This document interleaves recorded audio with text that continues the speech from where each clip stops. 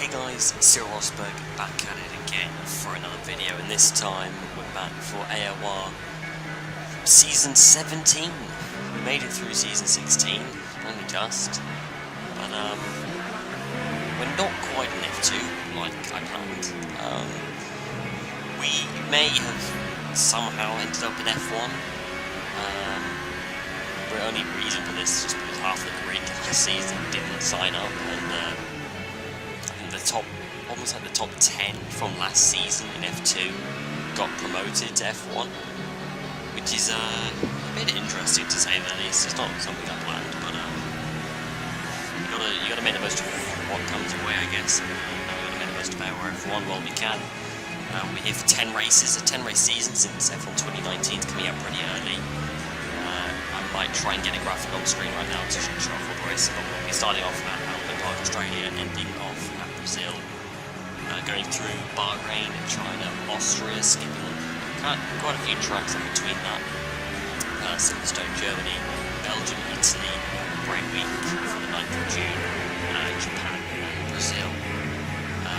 As you can see, driving the Red Bull, I'm alongside P1R Brown, who made his F1 debut in season 50.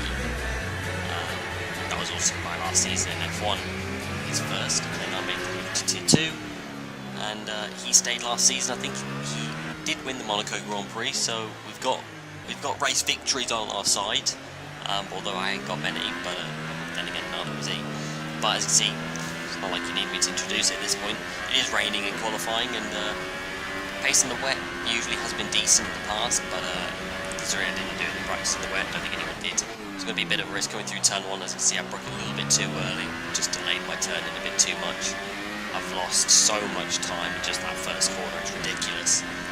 But coming through turn 2 into turn 3, braking just before the black box turn in 3rd gear, try and be on the power as gently as possible, revving it out 3rd gear into 4th, trying to maintain the rear end in the straight line, going through turn 5 into, I believe this is turn 6 anyway.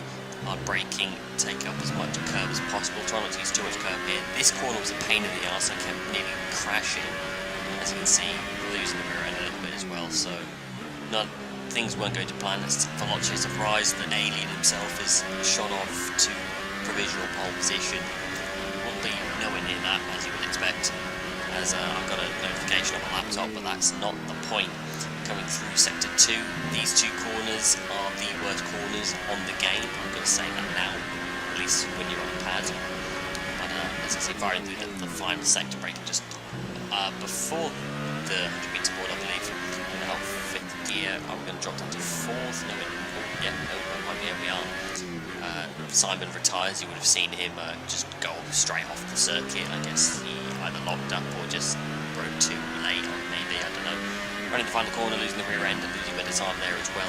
Overall, it wasn't a great lap, but it does put us into P7 provisionally. But as you'll see, it will drop us down, people improving their times, and we went from P7 to P11. Obviously, it's not the result I would have hoped for. We got beat by a couple of F2 drivers from last season, Melanie, Johnson, Franglish. Beating more so in Leopard though, which was a bit of a surprise. CRG Evo getting pole position, just the outright alien really. The two Mercedes boys. Josh, I've always been a big fan of him ever since 2016. Since I played with him really, I've known potential to go places, and he's still here. And 2 games later, he's still doing absolute bits. Evo is an alien, so he is. Should have been picked for F1 esports. And we've got a couple of guys here as well that, you can't make a mockery of them. Jason as well, former teammate in season 12 and in ULC a little while ago. Ultra consistent, recently swapped to the wheel and has been doing brilliantly. Like I said, we've got P1R Brown, my teammate. More so, you guys might remember he was in F2 at the start of the season. We were quite even on pace then, but since then he became a bit of a genius, like as if he wasn't already. And LCR Leopard, not TRL Leopard, he's He's also a bit of a madman himself. Of course, the F2 drivers as well, Melanie, season 16 F2 champion, Dralix, Franglish, and myself, along with a couple of others. But we're preparing for the 5 red lights to start season 17. And it's lights out, away we go, as you would expect. We get a pretty good launch. Melanie not getting a great one. Dralix does get a very good start though. He got a brilliant start, going around the outside of the drivers on the outside, giving Melanie a bit of a squeeze. And if this was F2, we would have gone from 4th to 2nd, which is quite incredible. On the inside of Dralix, no, I said on the inside, Dralix was paying attention to what's going on. That's CRG Simon has gone off the road. I'm not sure if he outrode himself or got pushed onto the grass. But we've gone around the outside of Dralix, who followed him a bit too wide, and now we are into P7. So it's a great start from P11 to P7. That, I mean, I'm just improving my reputation of being a fantastic comeback driver. It's just true. And as you see, we've got Pinecone just in front of us on the soft tyres. So he's going to be a bit vulnerable as he lags into a car. I can confirm that it's just a small lag spike for me, really. But nothing to worry about. The rest of the race will be fine. Going through these 2 corners, which I said are the worst 2 corners on the game. Being a pad user, those 2, just not a big fan of.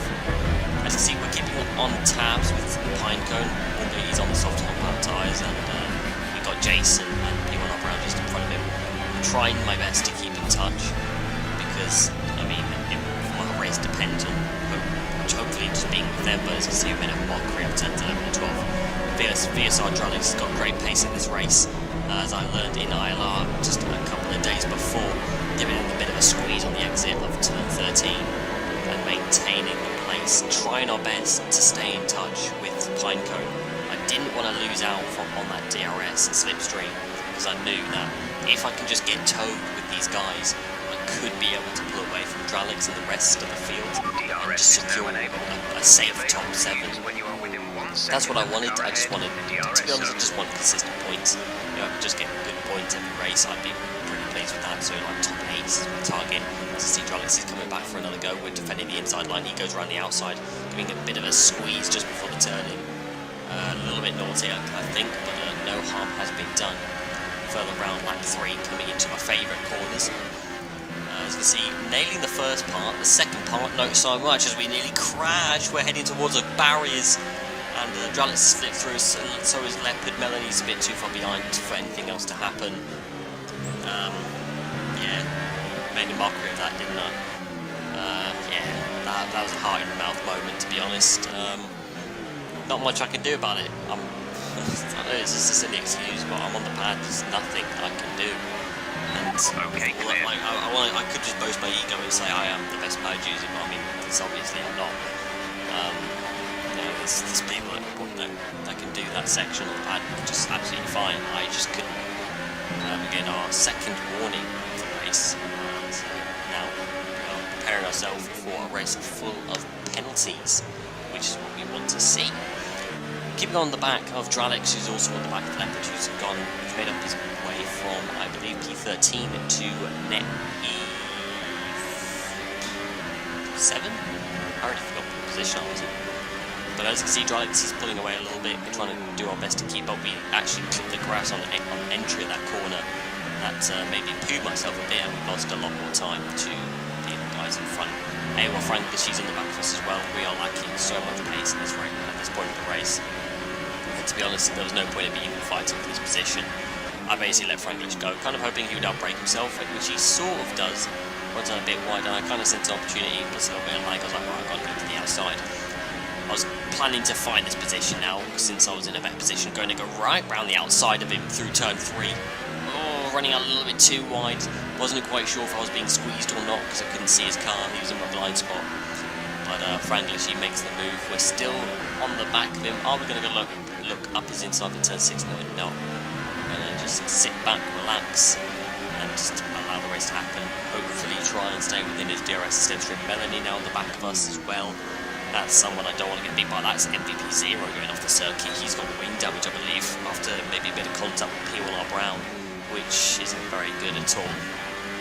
As you can see, coming round to the end of lap 11. Melanie's made a pit stop. I'm losing time to Franglish, and Vera's catching me. As you see, this is quite clear evidence I shouldn't have been in F1.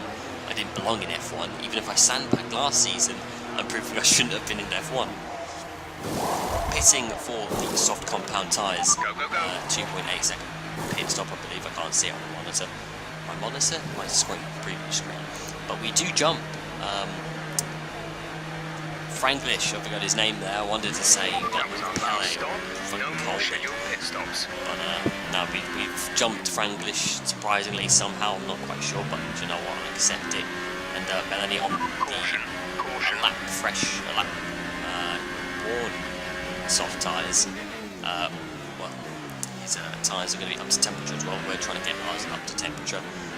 He's going to have the pace on us right off the start, but at this point in the lap I would say we've got the advantage on him, and we should have the advantage on him for the rest of the race. But then he did have decent pace at this point, but to be honest I kind of wanted to maintain this place. I didn't plan on losing more positions because it would seem a bit of a shit show if I was going to. And you know, Melanie's not someone I want to lose to after beating me to the F2 Championship last season. So if I can just beat him, it's a small victory. It's not much, but it's honest work. As you see, flying through the turn 11.12 section, rounding off this lap. I'm not sure if I'm going to actually stay on board for this whole lap. I can say that Dralix is in the pits now, as you can see on the little arrow. But yeah, as you can see, last lap, not much happened. I couldn't catch Dralix. I was catching him for a small amount of time, but then he activated God mode, I guess, and he started pulling away from me. But CRG Evo wins race 1 of 10, and already looking like the favourite for the championship. Veloci Surprise will come home with P2. He's leapt from P13, I think, to P3. We're going to hold off former teammate from last season, VSR Infamous, the man. He's a rocket ship as well. He's something else. Managing to hold him off pretty good. Another small victory, I guess. We come across the line for P8 in our return to AOR F1, which I was quite happy about, to be honest. Look, it's not the result that we want, to be honest. We don't want to be 35 seconds off the lead. That's over a second a lap slower than Evo every single lap. It's not what I want, but it is what it is. Pinecone getting P4 ahead of Jason. Dralix, his F1 debut, gets P6, so congratulations. P1 Brown comes home in P7, myself in P8, Franglish and Infamous right down the top 10. Also, unfortunate race, I'm not quite sure what happened to him, but he'll be looking to bounce back later on in the season. Melanie, Farah and Apex there right off that little screen, I guess. Retirees, ESR Amazed, it's Burnout28 and CRG Simon. I'm not sure if there's anyone else. If there was, then I do apologise for missing out your name. What you're going to see on your screen now is a little joke, I guess you could call it. AOR F1.5. Look, I think the second half of the F1 grid realised we're nowhere near on par with the top guys. So we've made our own championship within a championship that I'm going to be documenting through the season. So it'll be as if it's like if you come first out of the last season's F2 drivers, or just in the bottom half of the F1 grid, then it counts as 25 points. You come second, it's 18, and so on and so on. So Dralix coming first, technically coming sixth, beating other F2 drivers. Actually will win the first race ahead of myself and Franglish. Obviously, if you don't score points, or if you DNF, then technically if you DNF, you don't get any points. That's pretty much the only way you're not going to get any points. And that is it, really. I don't really need to go through the actual F1 championship, because it is just the normal race result, including Dralix in his rightful place along with myself. It's good to be back in our F1. Obviously, it's not where I wanted to be. I didn't plan to come back to F1 anytime soon, but we're here, so we've got to make the most of it. Thank you guys for watching. I hope you guys continue to support myself through this season. And like I said at the end of last season, I'm going to try and make this season one to remember, hopefully. Don't know what that means. Don't think there's anything I'm going to be able to remember from this season. But we'll try our best. Thank you guys for watching. I'll see you guys in my next video. Cheers.